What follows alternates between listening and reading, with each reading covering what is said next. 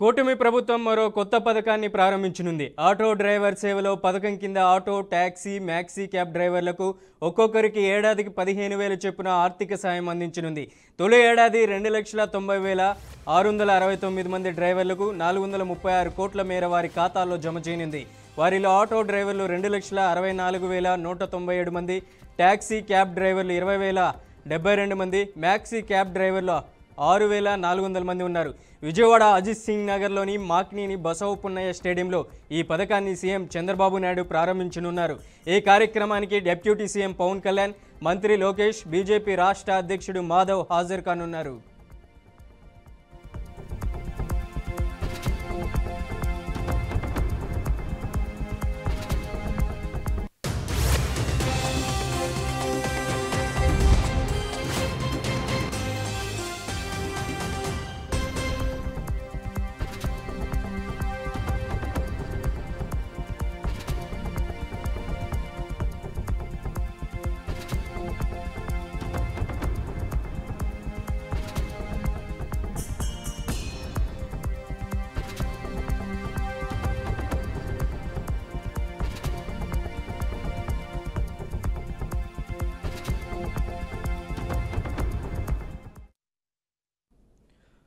కూటమి ప్రభుత్వం మరో కొత్త పథకాన్ని ప్రారంభించనుంది. ఆటో డ్రైవర్ల సేవలో పథకం కింద ఆటో, టాక్సీ, మ్యాక్సీ క్యాబ్ డ్రైవర్లకు ఒక్కొక్కరికి ఏడాదికి 15,000 చొప్పున ఆర్థిక సాయం అందించనుంది.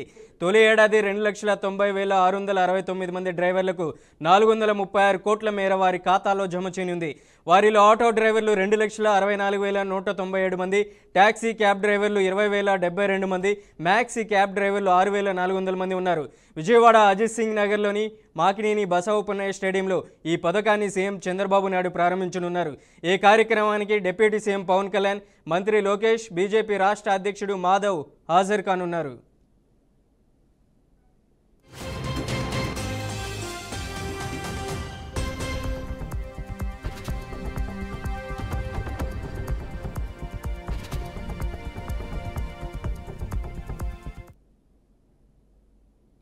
తిరుపతికి మరోసారి బాంబు బెదిరింపు, ఇమెయిల్ కలకలం రేగింది. ఇస్కాన్ సహా 3 ప్రదేశాల్లో ఐఈడీలు ఉన్నాయని ఇమెయిల్ రావడంతో పోలీసులు అప్రమత్తమయ్యారు. మెయిల్ వచ్చిన వెంటనే పోలీసులు బాంబ్ స్క్వాడ్, డాగ్ స్క్వాడ్తో తనిఖీలు చేసే ఎక్కడ పేలుడు పదార్థాలు లభించలేదని, ప్రజలెవరూ ఆందోళన చెందొద్దని తిరుపతి ఎస్పీ సుబ్బరాయుడు సూచించారు. మరోవైపు సీఎం చంద్రబాబు 6-7 తేదీలు నారావారిపల్లెలో పర్యటించనున్న నేపథ్యంలో తిరుపతి బస్టాండ్, రైల్వే స్టేషన్ సహా కీలక ప్రాంతాలు తిరుమల, శ్రీకాళహస్తి, తిరుచానూరులో ముమ్మర తనిఖీలు చేపట్టారు. నారావారిపల్లెలోని సీఎం నివాస పరిసరాలు, వ్యవసాయ కళాశాలలో హెలీప్యాడ్ వద్ద కూడా సిబ్బంది తనిఖీలు చేశారు.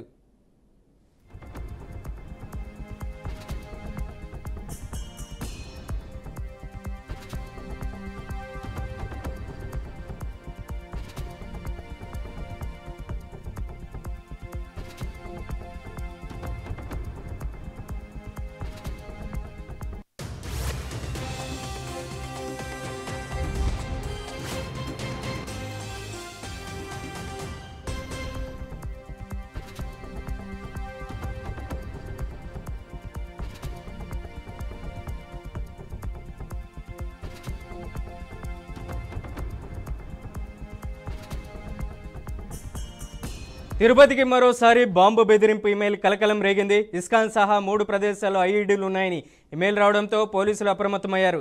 మెయిల్ వచ్చిన వెంటనే పోలీసులు బాంబ్ స్క్వాడ్, డాగ్ స్క్వాడ్తో తనిఖీలు చేసే ఎక్కడా పేలుడు పదార్థాలు లభించలేదని, ప్రజలు ఎవరూ ఆందోళన చెందొద్దని తిరుపతి ఎస్పీ సుబ్బరాయుడు సూచించారు.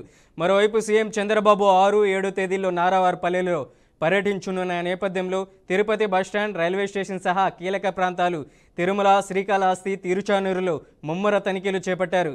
నారావారిపల్లెలోని సీఎం నివాస పరిసరాలు, వ్యవసాయ కళాశాలలో హెలీప్యాడ్ వద్ద కూడా సిబ్బంది తనిఖీలు చేశారు.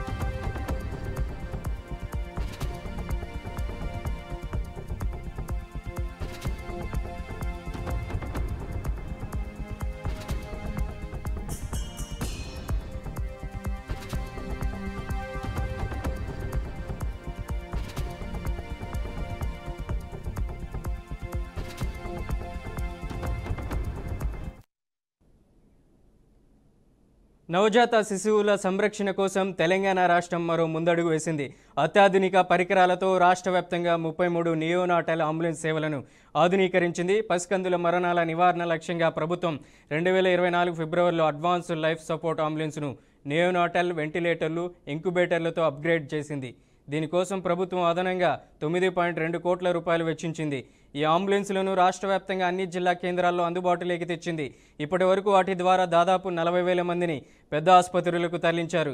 ఇందులో ప్రాణాపాయ స్థితిలో ఉన్న 280 మంది నవజాత శిశువుల ప్రాణాలను కాపాడినట్లు వైద్య వర్గాలు వెల్లడించాయి. ప్రాణాపాయంలో ఉన్న పసికందులను సరైన వైద్య సదుపాయాలున్న పెద్ద ఆసుపత్రులకు తరలిస్తే మరణాలను గణనీయంగా తగ్గించవచ్చని వైద్య నిపుణులు విశ్వసిస్తున్నట్లు సమాచారం.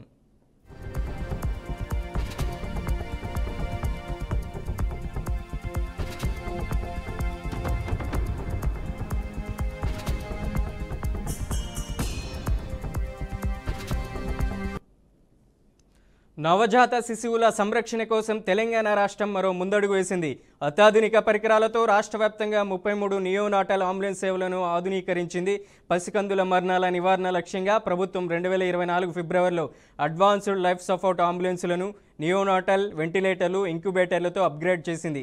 దీనికోసం రాష్ట్ర ప్రభుత్వం అదనంగా 9.2 కోట్ల రూపాయలు వెచ్చించింది. ఈ అంబులెన్స్లను రాష్ట్ర వ్యాప్తంగా అన్ని జిల్లా కేంద్రాల్లో అందుబాటులోకి తెచ్చింది. ఇప్పటివరకు వాటి ద్వారా దాదాపు 40,000 మందిని పెద్ద ఆసుపత్రులకు తరలించారు. ఇందులో ప్రాణాపాయ స్థితిలో ఉన్న 280 మంది నవజాత శిశువుల ప్రాణాలను కాపాడినట్లు వైద్య వర్గాలు వెల్లడించాయి. ప్రాణాపాయంలో ఉన్న పసికందులను సరైన వైద్య సదుపాయాలున్న పెద్ద ఆసుపత్రులకు తరలిస్తే మరణాలను గణనీయంగా తగ్గించవచ్చని వైద్య నిపుణులు విశ్వసిస్తున్నట్లు సమాచారం.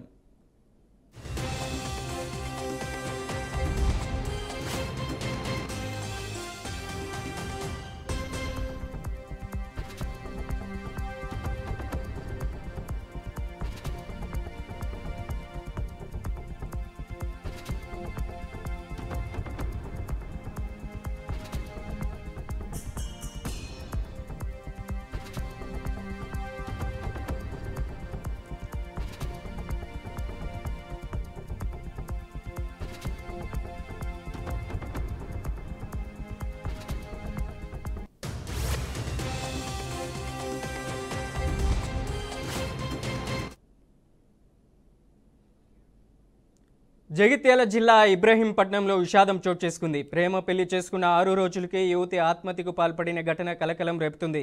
ఇబ్రహీంపట్నం గ్రామ శివార్లోని వడ్డేర కాలనీకి చెందిన గంగోత్రి అదే కాలనీకి చెందిన సంతోష్ను ప్రేమించి పెద్దల సమక్షంలో సెప్టెంబర్ 26న వివాహం చేసుకున్నారు. దసరా పండుగ సందర్భంగా అక్టోబర్ 2న గంగోత్రి భర్తతో కలిసి పుట్టింటికి వచ్చింది. ఆ రోజు రాత్రి భోజనం సమయంలో భార్యాభర్తల మధ్య గొడవ జరిగింది. అనంతరం సంతోష్ తన భార్యతో కలిసి తన ఇంటికి వెళ్ళాడు. అయితే గురువారం అర్ధరాత్రి దాటిన తర్వాత గంగోత్రి ఉరివేసుకొని ఆత్మహత్య చేసుకుంది. భర్తతో జరిగిన గొడవతో మనస్తాపానికి గురి అవడం లేదా అత్తింట్లో ఏదైనా జరిగిన కారణంగా తన కూతురు బలవన్మరణానికి పాల్పడి ఉంటుందని మృతురాలి తల్లి శారద పోలీసులకు ఫిర్యాదు చేశారు. మృతురాలి తల్లి ఫిర్యాదు మేరకు అనుమానాస్పద మృతిగా కేసు నమోదు చేసి దర్యాప్తు చేపట్టినట్లు ఎస్ఐ అనిల్ తెలిపారు.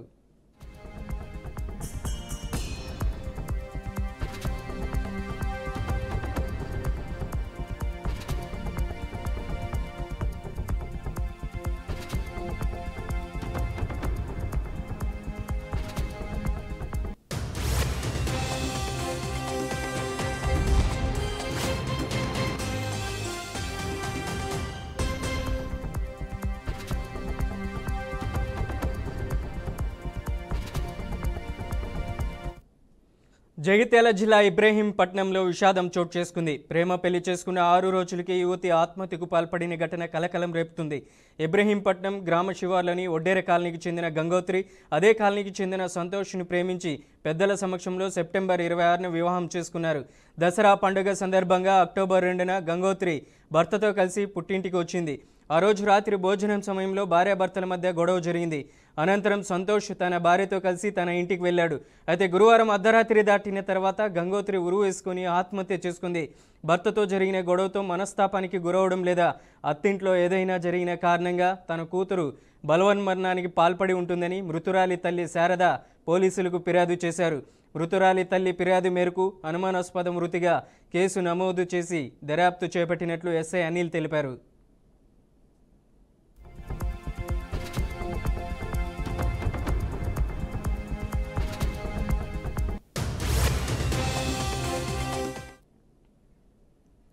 తెలంగాణలో స్థానిక సంస్థల ఎన్నికలు జూబ్లీహిల్స్ ఉప ఎన్నికల నేపథ్యంలో కాంగ్రెస్ పార్టీ వ్యూహాత్మకంగా ముందుకెళ్లేందుకు ఏఐసీసీ ఇన్ఛార్జ్ మీనాక్షి నటరాజన్ నేడు హైదరాబాద్కు రానున్నారు.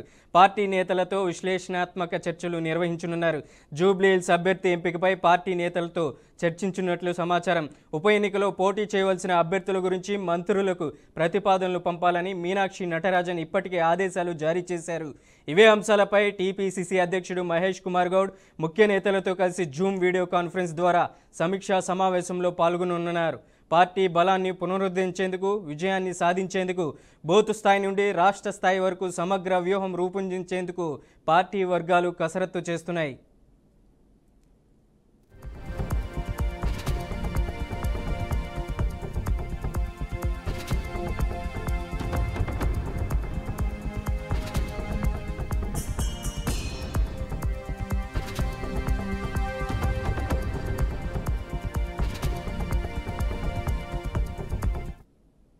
తెలంగాణలో స్థానిక ఎన్నికలు జూబ్లీహిల్స్ ఉప ఎన్నికల నేపథ్యంలో కాంగ్రెస్ పార్టీ వ్యూహాత్మకంగా ముందుకెళ్లేందుకు ఏఐసీసీ ఇన్ఛార్జ్ మీనాక్షి నటరాజన్ నేడు హైదరాబాద్కు రానున్నారు. పార్టీ నేతలతో విశ్లేషణాత్మక చర్చలు నిర్వహించనున్నారు. జూబ్లీహిల్స్ అభ్యర్థి ఎంపికపై పార్టీ నేతలతో చర్చించనున్నట్లు సమాచారం. ఉప ఎన్నికలో పోటీ చేయవలసిన అభ్యర్థుల గురించి మంత్రులకు ప్రతిపాదనలు పంపాలని మీనాక్షి నటరాజన్ ఇప్పటికే ఆదేశాలు జారీ చేశారు. ఇవే అంశాలపై టీపీసీసీ అధ్యక్షుడు మహేష్ కుమార్ గౌడ్ ముఖ్య నేతలతో కలిసి జూమ్ వీడియో కాన్ఫరెన్స్ ద్వారా సమీక్షా సమావేశంలో పాల్గొననున్నారు. పార్టీ బలాన్ని పునరుద్ధరించేందుకు, విజయాన్ని సాధించేందుకు బూత్ స్థాయి నుండి రాష్ట్ర స్థాయి వరకు సమగ్ర వ్యూహం రూపొందించేందుకు పార్టీ వర్గాలు కసరత్తు చేస్తున్నాయి.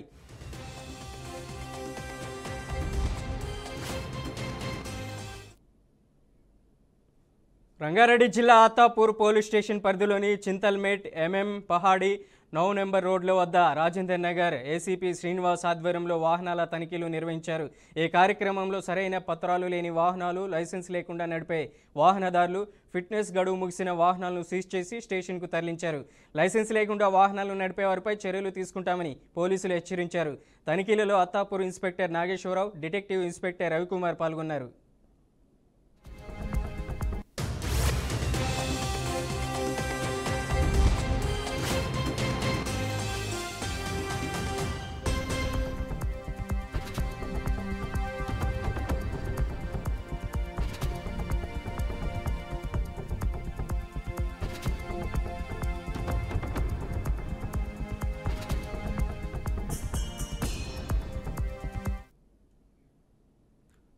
నాగర్ కర్నూలు జిల్లా కల్వకుర్తిలోని ఓ ప్రైవేట్ ఆసుపత్రి ఎదుట ఉద్రిక్తత తలెత్తింది. వైద్యం వికటించి బాలింత చనిపోయిందంటూ బంధువులు ఆందోళనకు దిగారు. వైద్యుల నిర్లక్ష్యమే కారణమంటూ ఆ ఆసుపత్రి ఎదుట డెడ్ బాడీతో ధర్నా చేశారు. రమ్య హాస్పిటల్ ముందు ఈ ఘటన చోటు చేసుకుంది. డిండికి చెందిన అంజనమ్మ గర్భం దాల్చిన నాటి నుండి డాక్టర్ రమ్య దగ్గర నెల నెల ఆసుపత్రికి వచ్చి చేయించుకుంటుంది. పరీక్షించిన రమ్య ఆసుపత్రి వైద్యులు సెప్టెంబర్ 21కి కాన్పు తేదీ ఇచ్చారు. అయితే ఈలోపే మందులు అయిపోయాయని అంజనమ్మ భర్త ఆంజనేయులతో కలిసి చేయించుకుందామని ఆసుపత్రికి వచ్చారు. డాక్టర్ ప్రసవం చేద్దామని చెప్పడంతో తెల్లవారున ఆపరేషన్ చేసి డెలివరీ చేశారు. ఆడపిల్లకు జన్మనిచ్చింది. అయితే తల్లికి రక్తం తక్కువగా ఉందని హైదరాబాద్కు పంపి వైద్యం చేయించారు. నెల రోజుల తర్వాత అంటే సరిగ్గా ఇవాళ చనిపోయింది.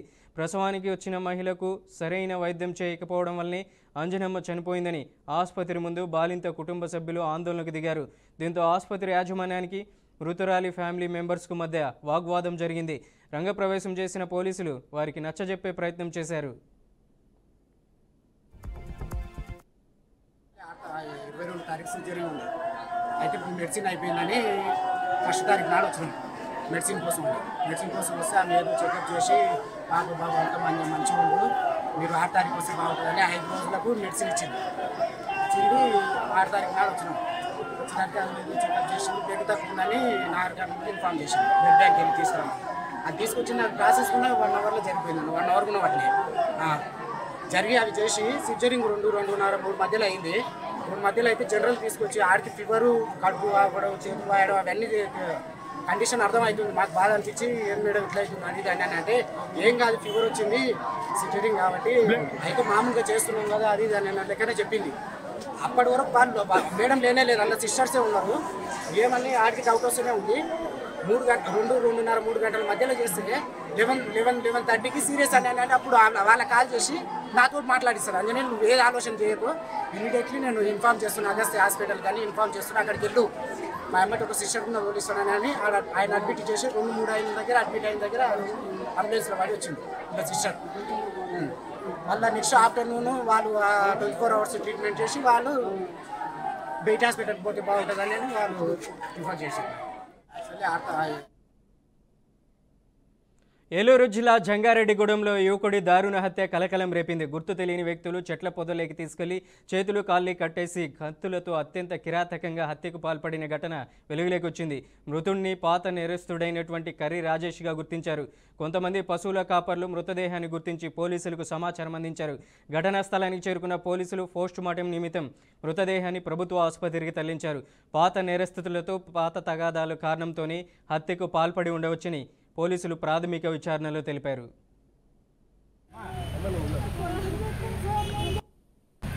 చెప్పేది వినాలా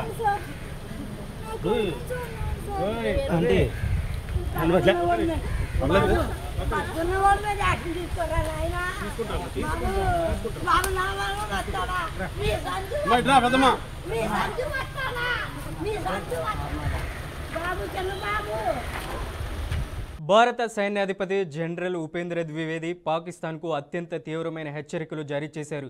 సీమాంతర ఉగ్రవాదాన్ని అరికట్టకపోతే పాకిస్తాన్ను ప్రపంచ పటం నుంచే లేకుండా చేస్తామని ఘాటుగా వ్యాఖ్యానించారు. దేవుడి అనుమతి ఉంటే అలాంటి అవకాశం త్వరలోనే లభిస్తుందని ఆయన చేసిన వ్యాఖ్యలు ప్రాధాన్యత సంతరించుకున్నాయి. రాజస్థాన్లోని అనూప్గఢ్లో ఉన్న ఆర్మీ పోస్టును సందర్శించిన సందర్భంగా ఆయన సైనికులను ఉద్దేశించి మాట్లాడారు. ఈసారి తాము గతంలోలా సమయం పాటించబోమని స్పష్టం చేశారు. ఆపరేషన్ సింధూరు 1.0లో ఉన్నట్లుగా కాకుండా ఆపరేషన్ సింధూరు 2.0లో పాకిస్తాన్పై మరింత తీవ్రమైన హెచ్చరికలు ఉంటాయని ఆయన హెచ్చరించారు. भारत देश पूरी तैयारी के साथ है और इस पर वो संयम नहीं रखेगा जो सिंदूर 1.0 में हमने संयम रखा। इस बार हम आगे की कार्रवाई करेंगे और कुछ ऐसी कार्रवाई करेंगे कि हो सकता है पाकिस्तान को सोचना पड़े कि उसे इतिहास में भूगोल में रहना है कि नहीं रहना है। अगर उसे भूगोल में अपनी जगह बनानी है तो उसके लिए उसे जो स्टेट स्पॉन्सर टेररिज्म जिसको हम बोलते हैं, यानी कि उसका देश जो टेररिज्म को स्पॉन्सर कर रहा है उसे रोकना पड़ेगा। तो आप अपनी पूरी तैयारी करके रखिए और अगर परवरदिगार चाहेंगे, भगवान चाहेंगे, वाहिगुरु चाहेंगे तो बहुत जल्दी ही आपको मौका मिलेगा। उसके लिए ऑल द बेस्ट। जय हिंद। इस बार भारत देश पूरी వెస్టిండీస్లో జరుగుతున్న తొలి టెస్టులో భారత బ్యాటర్లు పరుగుల వరద పారించారు. అహ్మదాబాద్లోని నరేంద్ర మోదీ స్టేడియం వేదికగా కేఎల్ రాహుల్ 100 పరుగులు, వికెట్ కీపర్ ధ్రువ్ జురేల్ 125 పరుగులు, ఆల్రౌండర్ రవీంద్ర జడేజా 104 పరుగుల అద్భుత శతకాలతో కదం తొక్కడంతో టీమిండియా పటిష్ట స్థితిలో నిలిచింది. రెండో రోజు ఆట ముగిసే సమయానికి భారత్ తొలి ఇన్నింగ్స్లో 5 వికెట్ల నష్టానికి 448 పరుగుల భారీ స్కోర్ సాధించింది. దీంతో వెస్టిండీస్పై ఇప్పటికే 286 పరుగుల భారీ ఆధిక్యం సంపాదించి మ్యాచ్పై పూర్తి పట్టు బిగించింది.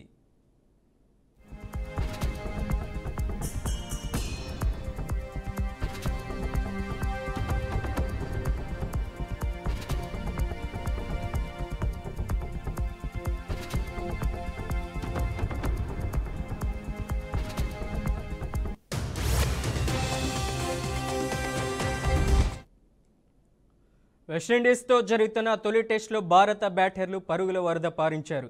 అహ్మదాబాద్లోని నరేంద్ర మోదీ స్టేడియం వేదికగా కేఎల్ రాహుల్ 100 పరుగులు, వికెట్ కీపర్ ధ్రువ్ జురేల్ 125 పరుగులు, ఆల్రౌండర్ రవీంద్ర జడేజా 104 పరుగుల అత్యంత శతకాలతో కదం తొక్కడంతో టీమిండియా పటిష్ట స్థితిలో నిలిచింది. రెండో రోజు ఆట ముగిసే సమయానికి భారత్ తన తొలి ఇన్నింగ్స్లో 5 వికెట్ల నష్టానికి 448 పరుగుల భారీ స్కోర్ సాధించింది. దీంతో వెస్టిండీస్పై ఇప్పటికే 286 పరుగుల భారీ ఆధిక్యం సంపాదించి మ్యాచ్పై పూర్తి పట్టు బిగించింది.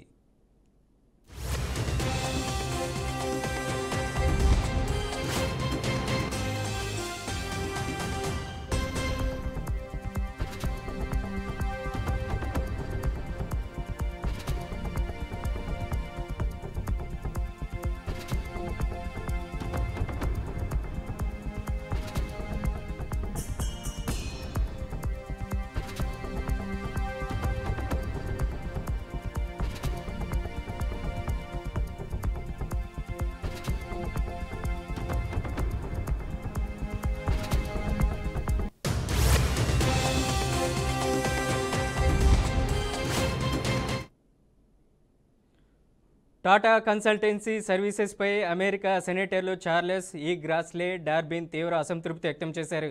అమెరికాలోని ఉద్యోగులను తొలగిస్తూ వేలాది మంది H-1B వీసాదారులను నియమించుకోవడానికి పిటిషన్లు ఎందుకు దాఖలు చేస్తున్నారని వారు ప్రశ్నించారు. ఈ మేరకు TCS చీఫ్ ఎగ్జిక్యూటివ్ ఆఫీసర్ కృతి వాసన్కు లేఖ రాశారు. అమెరికాలో TCS వ్యవహరిస్తున్న తీరును విమర్శించారు.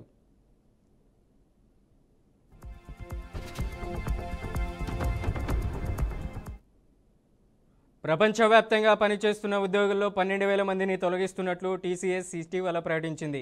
తొలగింపునకు గురవుతున్న వారిలో అమెరికన్లు కూడా ఉన్నారు. జాక్సన్విల్లేలోని కార్యాలయంలో దాదాపు 60 మంది అమెరికన్ ఉద్యోగులను TCS తొలగించింది. టెక్ పరిశ్రమలో కొన్ని ఆందోళనకరులను ధోరణులను గుర్తించామని, ఇది కలవర పెడుతుందని ఆ లేఖలో వారు పేర్కొన్నారు. ఈ సంవత్సరం ప్రారంభంలో సాంకేతిక రంగంలోని నిరుద్యోగిత రేటు మొత్తం నిరుద్యోగిత రేటు కంటే ఎక్కువగా ఉందని ఆందోళన వ్యక్తం చేశారు.